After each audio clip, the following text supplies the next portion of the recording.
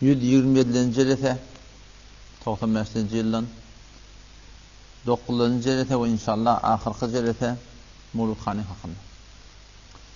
Elhamdülillahi Rabbil alemin ve salatu ve selamu ala seyyidina seyyidil enbiya vel mursalin ve ala alihi ve sahbihi ecmaîn. Öten akşam Mariful Kur'an Mufti Muhammed Şefii Osmani rahmetullahi aleyh tercüme-i Farsisinden 4. cildinden 281. sepetinden ben bir metle nakil ettim. Bazen oham celeteden sonra şun hakkında bir soru oldu. Aydılan gurun şu oldu ki vakti ki adı köpi 724'ün peygamber geçiptir. O peygamberlerden ne berde Peygamber Huda Aleyhisselam'ın öz zindigisinde ne kadar ha yadigari izzatlı ihtiramlı edamıl vakailer zatlar jengler zatlar kam olur. Ondan berde sahabaların da öz gaysının her gaysının bir karname derakşan zindigisinde var. Ondan berde ulemalı awliyalar şuhadalar var. Eğer karar olsa salger tutmalı olsa o şulan içinden adı köpi 724'ün peygamberin içinden şun sargıt hiçbir yerde doğru. Ne tane peygamberler kıldı doğru. Belki adam ne kıldı doğru. Şu an Hazreti Ebubekir'de sabrak. Hazreti Ömer'de sabrak bu. Bu hiçbir kime suranak. Aslında bolmalat yok. Ni gelip şulan içinden fakat bizim öz peygamberimizin Mevlid-i Nebi peygamberin bolon günü fakat şu bir gününe şu suretini tutmaklık. Şuna fakat peygambere has deyip etmeklik Mufti Şefii rahmetullahi aleyh şu bir insafi demiş deyiptir. İşte hayli azim enbiyanın içinden fakat birçe peygamberin sargırını tutmalı. Ayet bir insafi demiş deyip. O zaman bazı Müslüman doğullamız hem zehirlerini sorağı da öyledi, şu hakkında soradılar. Ona metlep menki değil, metlep Mufti Şefii Osmani rahmetullahi aleyh. Ondan sonra sorağı şu utine oldu ki vakti ki Peygamber Aleyhisselam'ın özüne Allah Teala şu kadar efsediyet veriptir. Baştaki peygamberlerden ne kadar fazilet veriptir ki gelip de şun hakkında da şunu bir vakti ki şun hakkında bir gün celete şu forum tutmaklık hatmi gerekli deyip pisok. Hop ne mirad vakti Allah Teala fazilet veriptir. Peygamberimize de şöyle bir gün deyip bir tutmaklığımız gerekli deyip etmaklığımızda da ne mirad var deyip bir soru oldu. Avvala Müslüman doğan peygamberlerinin birbirinden faziletliğine hiçbir görün yok. Üçüncü paran başlayan okuydan tilkar Resulü faddalna ba'dahum ala ba'd. Allah Teala peygamberlerin bazılarına fazilet verdik diye. Ama hiç gurun yok. Yöne gurun şunun ne? O faziletleri ki verilip durur Allah tarafından veriliptir.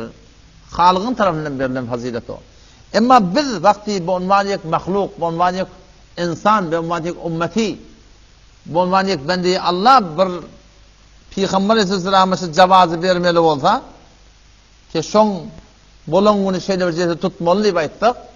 Vakti ki biz benne olup bir peygamberi cevaz verdik. Şun bolongunu var akin tutmalı deyip o neme bir artıkmaşlık var başka kemezken 5 tane peygamber olur lazım ki var. O vakti peygamberin hakkında cevaz olsa şu kalaların hakkında hotmuqotçi cevaz olup düşmeli bu yada. O zaman şu daydı Muhti Şefii rahmetullahi aleyh diye bir insafı işi diye. Peygamber Aleyhisselam peygamber olan sana olur lazım peygamber var. Olan da bir karnama haydar akşanı var. İbrahim Halilullah şu adamatı bilen Peygamber Aleyhisselam'ın şu fazileti bilen ona da Peygamber Aleyhisselam ne dedi? Ve fettebi milleti İbrahim hanife. Sen İbrahim Peygamber'in elini tutuyor Allah Teala. Teşekkür Müslüman doğun şey inşallah ki şey haki hal bolundur şubhe ki vakti Peygamber Aleyhisselam şimdi ben ne bolup da bir şeyde bir daha izade verdik.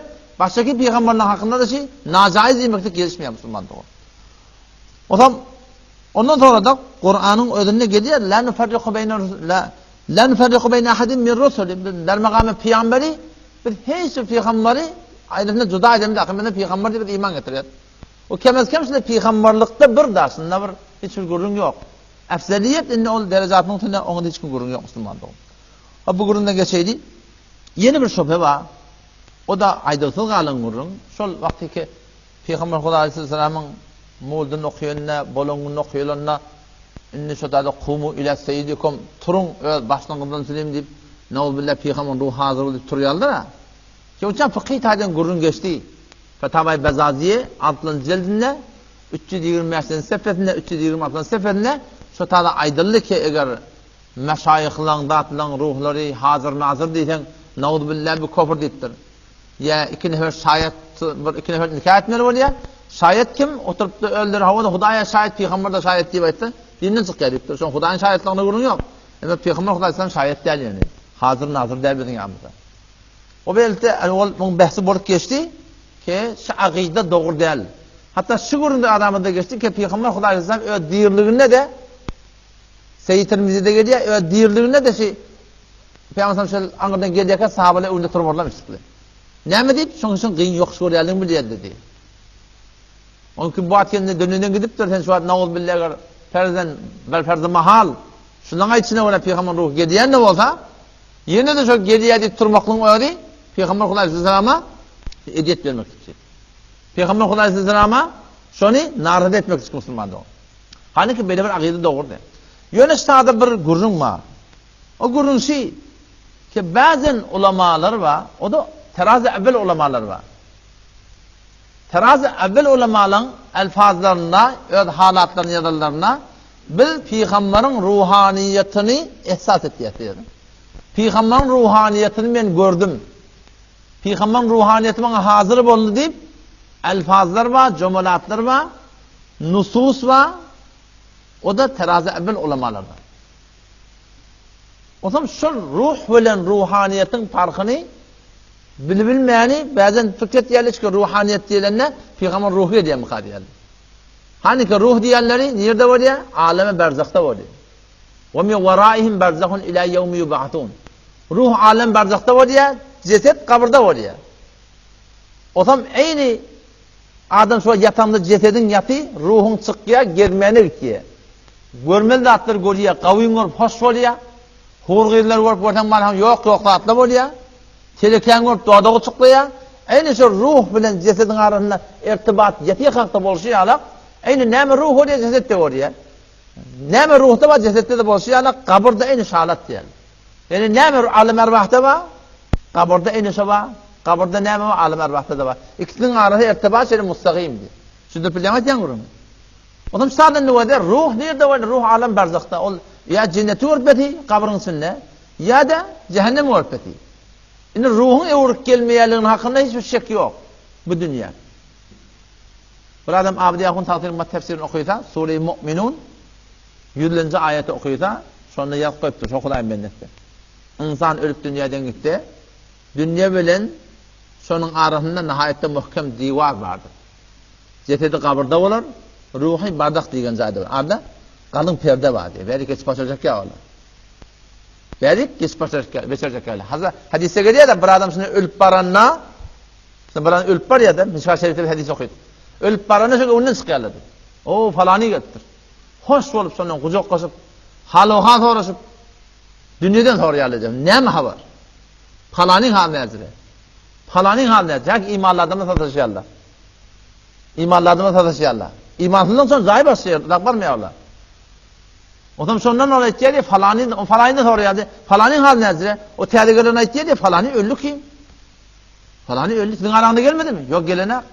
Ha, cehenneme gidin demek geldi. Sizler yani şöyle gödesturlar. Burada ölüyen hantıma değil ya şeyden. Şöyle şu adam bana sana ben senin doğamda muhtaç şöyle. Şöyle dua etmek gerekir. O zaman şu adam o da ruh dünya uğruk geliyor diyen gurun yok. Ne Peygamber Hudaý sallam ruhi, ne uliyaların ruhi, ne meşayihlerin ruhi, hiçbir insanın ruhi şu dünyadan gidenden sonra uğruk gelmeye. Akıl şuna itti, nakıl şuna itti. Akıl ne mi diye cennet bilen olsa o da cennet bilen meşgul. Bu dünya böyle neymiş var onun. Cehennem bilen olsa olsa da adam cehennemin taksılarının elinden ya kabr adamın sinek ferişlerin elinden nerede sık kayıtma soruyor? Nerede yine sık kayıtma? Onu kullan kabr adamın manası yok. Kat bulma diye arasında biliyor musun? Kabr adam kullan kat bulma diye ne oldu billah. O da işte da gurun kulası deyim ben. Ruha gurun belli oluyor. Ruhaniyet dediğin ne mi? Ruhaniyet dediği bazı meşayihler, ulemalar, fukahalar derhette müştehidi fil mezheb Hanefi mezhepte. Hatta ben müştehid cedid bir mezhep duracak olan ulemalar da var. Allah-u Şahuliyullah yallah. Şu diye yani ki Hüccetullah'l Baliga'da mukaddemesinde 33. sefesinde Şab-ı Zemzem'de geliyor. Ve beyne ene calison ve ذات يوم بعد صلاة العصر متوجها إلى الله. Men bir gün ikindinden sonra Allah yüdönüp dua edip zikredip oturdum diye. İzzaharet ruhun Nebi sallallahu aleyhi ve sellem. Peygamber'in ruhu hazır oldu diye. Ve gâşiyetni min fevkin bir şeyin. Men defenden burada bir ne söyle beni örtülü dedi men. O şu kep neme kep şonuna ha şey öz halat-ı ruhaniyetinde öz alemi mukaşefetinde şonu bir halatı geltir keşfi halatında şeyle bir şon tenha ödüne bir has bir zatçı ruh dedik diye. Belki şon şahsın ödüne keşfi halatında bir zatlar belli oluyor. O bir adam elbette men qavt hakikat çek o da. Sonra agrak kurunda.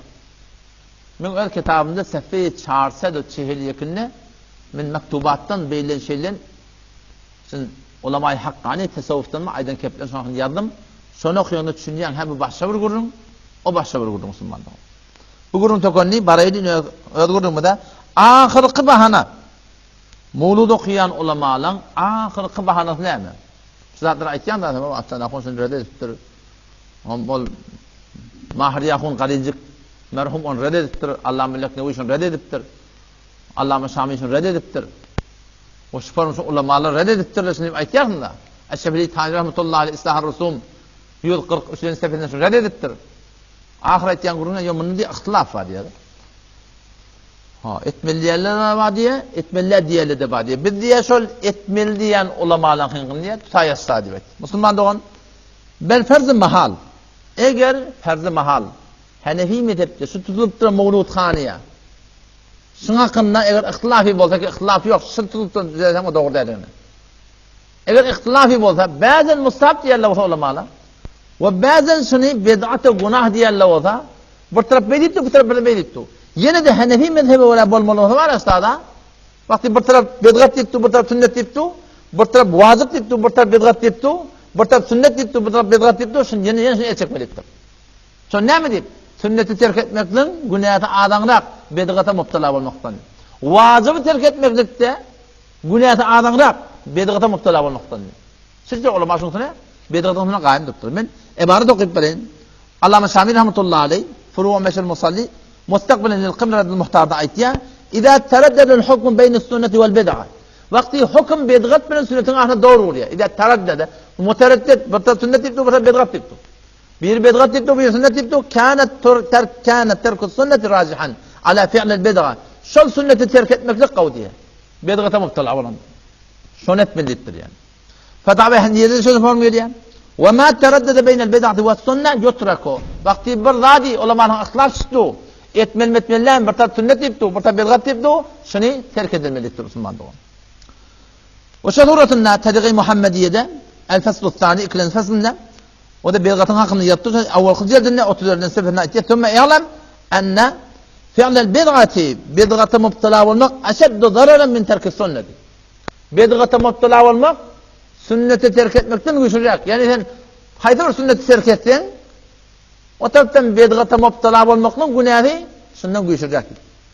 Biddelil ennel fuqaha qalu iza teraddada fi şeyin fi şey beyn kuni sunneten ev bid'aten feterku lazimun. Vakti ki burada sünnet bilen bid'atın arasında ve hatta aydıptırlar vacip bilen bid'atın arasında doğru orta şundan etmeli. Şundan Müslüman doğan el çekmeli deyiptir.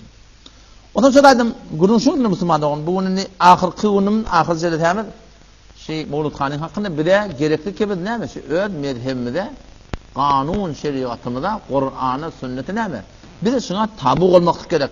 Ve bir hiç onvan başka mezheplerden gelip biri burada deyiptir, o deyiptir, o Maliki, Alevi burada Mekke'de biri kimliğine ine tanıtan o gelip de var kitap yazıptır şuna hakkında Mevlud'u icade veriptir deyip Müslüman doğum meneten bir hiç onvan öz mezhebinden başka hakkında çıkmakla icadamız yok yani. Çünkü Allah Tebarek ve Teala tawfiq bilen hak sünmeklige, ihtilafat melike arada bolupdu, şun hemmeti bir yerden dörüye. O da nereden? Kur'an'dan, sünnetten, hadisten istinbat-ı şahsi edilir. Öyle düşünüşlerin ötürüyor. Yoğumsa idde kitabı var, o da var. Hiç vakti sizlere ihtilaf, ve hiç ondan bolmalı Müslüman olun. Allah Tebarek ve Teala Sure-i Nahl 116. ayetinde şun hakkında aydıptır. Ki öğür yanından öğrün fetva vermelidir. وَلَا تَقُولُوا اَيْتْمَنْ lima tasifu alsinatukum öz diliniz bilen, öz fikriniz bilen, öz zihniyetiniz bilen, öz düşünceniz ora aytman el-kezibe yalanı Yalandan aytmang. Ne aytmalar? Hada halalu ve hada haram. Bu doğrudur, ol egirdir, o haramdır, o halallardır. Bey aytmang deyip. Näme deyip? Şonki ödünden aytsaň, litefteru alallahil kedib. Takin Hudaý yalanmaglar deyip.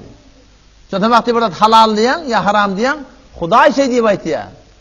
Peygamber şey diýip aýtýar diýdim bolýar. Ondan näme bolýarsa da Allah Taala yalanmakladyň bolýar. Allah Taala ýa tehdit edipdir. İnnellezîne yefterûne alallâhil kedib la yuflihûn.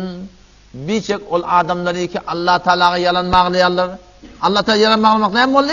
Bedûne delil Kur'an'dan sünnetten öyle akılna vara. Ya Kur'an'dan sünnetten bedûne bir şerait-i içtihat öyle akıl fikrine vara ne diye. Geliye fetva berýärler. Allah Teala şol adamı tehdit ettir. İnnellezîne yefterûne alallâhil kedib.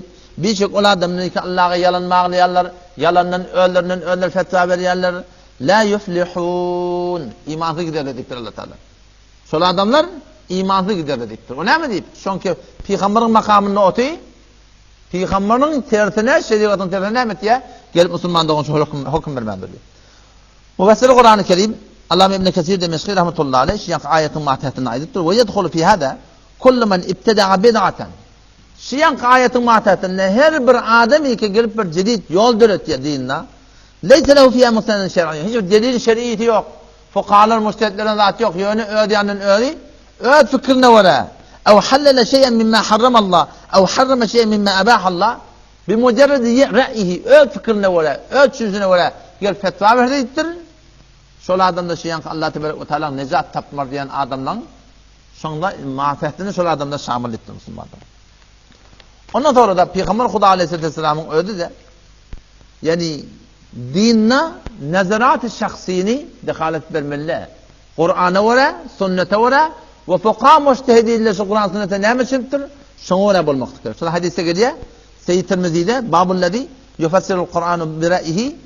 Men fassarul Kur'anu bi ra'yihi. Peygamber aýtdy, her kim Kur'any öz raýyna wara tefsir etdi.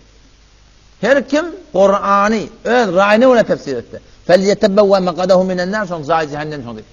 Öz zaýyny otdan tutundun, yani zaý cehennem diýip aýtdy. Pet öz ýandan özüň Kur'an tefsir etmekdege hiç onda musulmandygyň izady ýok. Yani Peygamber Huda aleyhisselam ýene hadisine gelýär, men fassarul Kur'anu bi ra'yihi. Her kim Kur'any öz raýyna wara tefsir etdi. Ve huwa ala wudu'in ödü de dehleti de var. Fel yu'id wudu'ahu gitin dehletin dehletini dedi. Şu kadar şu adam ulkan günahkar bolur diye. Bu şataydın malahim yanki yine hadiste gelýär. Men qala fil Kur'an bi ra'yihi. Her kim öz raýyna wara, öz düşünjüne wara. O 1400 ne işi yok mu? Ulamalar, fuqahalar mujtehidler şu Kur'an näme düşünür? O bilen işi yok. Öz raýyna wara bir zat aýtýar. Fa asaba eger dogry aýtsa da fakat aqta yine ýalňyş edipdir. Eger dogry aýtsa da ýalňyş edipdir Peygamber sallallahu näme diýip? Şonki öz raýyna wara gidip, ýolundan gidip. Fuqahalar mujtehidler näme diýipdir şoň hakynda? Öz pikirine wara Kur'an tefsir etjek goýdy. Onuň ödäneýän şu Mahtum Musahirin kitabyny çizek bolanda näme diýerler? Murat Turqadyň şerhini ödemelýär. Şe diýerler mi? Murat Turqady şoň tahqiq etdir. Mahtumyň kitabyny çizmek bolanda şoň ödeýärler. Şo näme diýipdir? Kur'an'ı çizmek bolanda wabtagu ilehil wasila diýipdir. Hudaýdan gaýry çagyrtan bolýar diýipdir. Kim aýdypdyr muny? Hiç kim aýdan ýok. Şo Hudaý menne aýtdyr. Başga hiç kim şunu 1400 ýyl içinde eger bir müfessir ýok, wabtagu ilehil wasilany Allahdan gaýry çagyrmaly palahym musulmandyň tefsiri de bu. İmam Azam rahmetullahi aleyh de şunu aýtdy, "İyyakum vel qawla fi dinillahi ta'ala bir-ra'y." Gaty gorkun Allah'ın dininin hakynda öz raýyňyna wara, öz aklyňyna wara, öz fehmine ketlemekdige diýär. "Ve aleykum bittiba'is sünnet." diýär. Sünnete gaýym bolun. "Femen kharaja anha dalla." Her kimi ki şu tertipden çyksa, Kur'an'a, sünnetin hakynda öz raýyny keplep, şeriattan sünnetten çyksa, ol adam gumrah bolar. Abdullah ibn Umar rahmetullahi aleyh İmam Adam'dan ulkan şagirdlerden biri bu da. O näme diýär? "Al-isnadu mined-din." Wagty ki dinne birdat kepleýär, şuna senet bermeklik, adres vermeklik, falan kitap falan şey diýmeklik, şu dinden şey. "Walau al-isnadu laqala man sha'a ma sha'a." Eger senet bolmasa, her kim halan kim aýdar da, şoň kybotdan işler. Her kim halan kim aýtýar, taýdan nerden gördün? Nerden? Delil sorsa näme diýip, "Bin şo Wahhabidir" diýip. Eşitdiňiz käpi? Ne? Eşitdiňiz käpi? Wagty ki taýdan bir aýtýan diýär, o taýdan nerden aýtýan diýip aýtsa diýip, "Bin şo Wahhabidir" diýär. O İmam Adam şairdi näme diýär? "Al-isnadu mined-din." Din senet diýär ki senet talep etmekdir. Nerden aýtýan sen? Şu cöz we din şi diýipdir. Eger bir senedi gözlemesek velevlel isnadu eger senet bolmasa laqala men şa ma şa da her kim halan kemlaydır da şu bela bizim başımıza gelir otan. Her kim halan kemlaydı ya. Am näme için? Arada ihtilafçı Müslüman da. O da muhterem Müslüman da olma aslında bilin o da. Kağıtla diýerler da siz ihlafi gurunun ýerinde diýer. Ha ihlafi gurun adyan diýer. Babar siz birden ihlafi gurun adamda.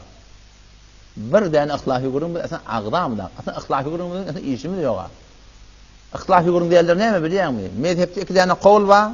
İki bolup duranda hamana şu jetdeňde durmalmy, ya imam öwleşip durmalmy. Şoňa tibap turayba. Şoňa diýer ihtilafi. Şudur bilýärmi?